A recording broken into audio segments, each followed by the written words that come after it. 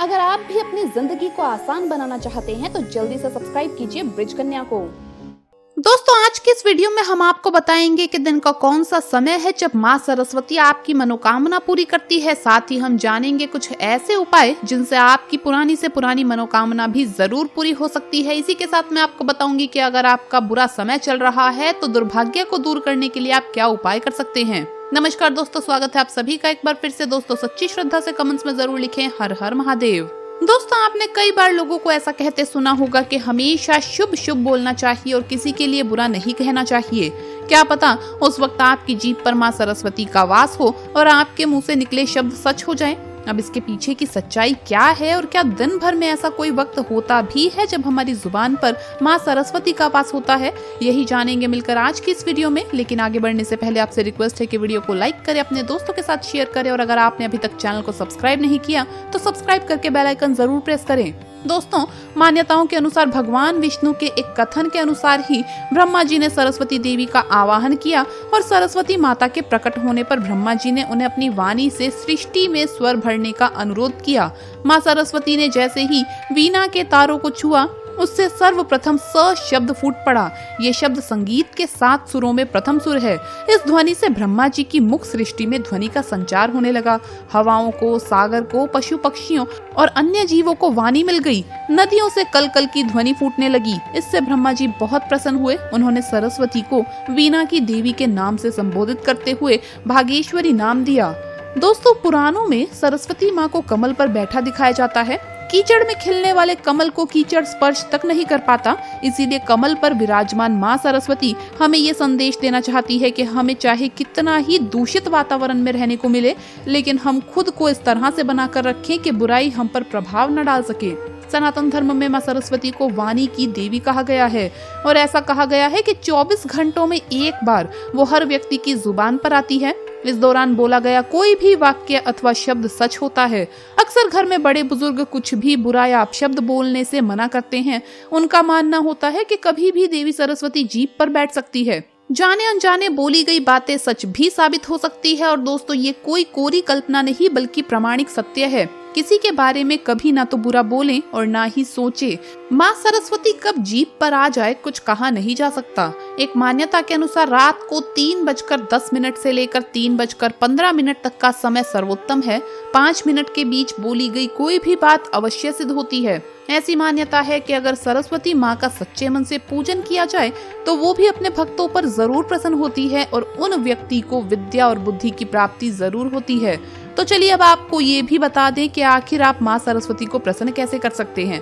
सरस्वती पूजा करते समय सबसे पहले सरस्वती माता की प्रतिमा अथवा तस्वीर को सामने रखें। इसके बाद एक कलश स्थापित करके गणेश जी तथा नवग्रह की विधिवत पूजा करें और इसके बाद माँ सरस्वती की पूजा अर्चना करें। सरस्वती माता की पूजा करते समय उन्हें सबसे पहले आचमन और स्नान करवाइए। इसके बाद माता को फूल माला चढ़ाकर सरस्वती माता को सिंदूर और अन्य श्रृंगार की वस्तुएं भी अर्पित करनी चाहिए। और कहा जाता है कि बसंत पंचमी के दिन सरस्वती माता की पूजा करने से माँ बहुत जल्दी प्रसन्न होती है और आप पर अपनी कृपा करती है। दोस्तों, कई बार आपकी कुछ ऐसी इच्छाएं होती है जिन्हें चाहकर भी आप पूरा नहीं कर पाते। ऐसे में शास्त्रीय उपाय आपकी मदद कर सकते हैं। मनोकामना पूर्ति और दुर्भाग्य को दूर करने के लिए इन उपाय को आप आसानी से कर सकते हैं। ये तुरंत असर दिखाने वाले उपाय हैं। हो सकता है 24 घंटे के अंदर ही आपकी इच्छा पूरी हो जाए। तुलसी के पौधे को प्रतिदिन प्रातःकाल जल चढ़ाइए। इसके साथ ही संध्या काल में इसके नीचे मिट्टी के दिए में घी का दीपक भी अवश्य लगाइए। दीपक जलाते हुए भगवान विष्णु से अपनी इच्छाएं पूर्ण करने की प्रार्थना करें। इससे बहुत जल्द आपकी हर प्रकार की समस्या खत्म हो जाएगी। साथ ही आपने जिस भी विशेष प्रार्थना के साथ दीपक जलाया होगा वो भी अवश्य ही पूर्ण होगी। दोस्तों, कभी कभी हमारे जीवन में ऐसा दौर आता है कि हमारे साथ कुछ भी अच्छा नहीं होता, हमारा भाग्य भी साथ नहीं देता, सभी कार्यों में बाधा आती है, पैसों को लेकर घर में तंगी हो जाती है और ऑफिस में भी बॉस की काफी नाराजगी का आपको शिकार होना पड़ता है। इसे हम दुर्भाग्य कहने लगते हैं और मानकर बैठ जाते हैं कि किस्मत हमारा साथ नहीं दे रही। लेकिन आपके दुर्भाग्य को दूर करने के लिए आप कुछ उपाय कर सकते हैं। इससे आपका बुरा समय अच्छे समय में परिवर्तित होगा और जल्द ही आपकी मनोकामना पूरी होगी। अगर आपके घर में दरिद्रता पांव पसार कर बैठी हो और किस्मत साथ ना दे रही हो तो पानी भरे घड़े में राई के पत्ते डालकर इस जल को अभिमंत्रित करके जिस भी किसी व्यक्ति को स्नान कराया जाए उसकी दरिद्रता और शरीर के सभी रोग नष्ट हो जाते हैं। अब आपको बता दें कि आपको अभिमंत्रित कैसे करना है। आपको पानी में राई के पत्ते डालने के बाद 108 बार ओम शब्द का उच्चारण करना है।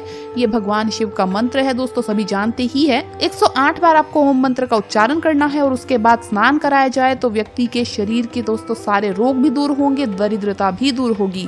दोस्तों, बरगद के पत्ते पर मनोकामना लिखकर किसी भी नदी या बहते जल में प्रवाहित करने पर हर मनोरथ बहुत जल्दी पूरी होती है। लेकिन ध्यान रखें कि ऐसा करते हुए कोई आपको टोके ना और किसी से इसका जिक्र भी ना करें। नए सूती कपड़े में जटाधारी नारियल बांधकर बहते जल में प्रवाहित करने से भी मनोकामनाएं जरूर पूरी होती है। सबसे बड़ी बात ये कि इच्छाएं पूरी होने के लिए आपको बहुत ज्यादा इंतजार नहीं करना पड़ता। अगर जीवन में बहुत अधिक कलह और परेशानियां हों, इसके कारण आप ना अपने कामों पर ध्यान दे पा रहे हो और ना ही इन समस्याओं को हल कर पा रहे हो, तो भी ये उपाय आपके लिए बहुत ही कारगर साबित होगा। दोस्तों, अगर आपके काम लगातार बिगड़ रहे हों तो सुबह घर से निकलते हुए हर दिन गाय को रोटी खिलाते हुए जाइए। इसके अलावा अगर घर से निकलने से पहले घर का हर सदस्य अपने माथे पर चंदन का तिलक लगाए तो उनके दिन भर के सभी कार्य पूर्ण होते हैं और घर में खुशहाली आती है। दोस्तों, मछलियों को आटे की गोलियां बनाकर खिलाइए। आप ये उपाय किसी नदी या तालाब की मछलियों के साथ कर सकते हैं। इसके अलावा चींटियों को आटे में शक्कर मिलाकर खिलाना चाहिए। इसके अलावा अगर शुद्ध केसर को पीले कपड़े में बांधकर तिजोरी में रख दिया जाए तो ऐसे घर में कभी भी धन की कमी नहीं होती है। परिवार के हर सदस्य को अपने हर कार्य में सफलता मिलती है। पैसों की तंगी चल रही हो तो बरगद के पेड़ का एक पत्ता लाकर उस पर हल्दी से स्वास्तिक बनाइए और उसे पूजा स्थल, तिजोरी या किसी साफ और स्वच्छ जगह पर रख दें। इससे आप पर और आपके परिवार पर छाया दुर्भाग्य का साया दूर होगा और वो सौभाग्य में बदल जाएगा। भगवान गणेश की मूर्ति या तस्वीर घर के मुख्य द्वार पर दोनों ओर लगाएं। भगवान गणेश की पीठ में दरिद्रता का वास बताया गया है, इसलिए एक तरफ मूर्ति का होना घर में दरिद्रता और दुर्भाग्य लाता है। इसीलिए अगर आप मूर्ति या तस्वीर लगा रहे हैं तो मुख्य द्वार के दोनों ओर लगानी है। चलिए आपको बता दें किस तरह से।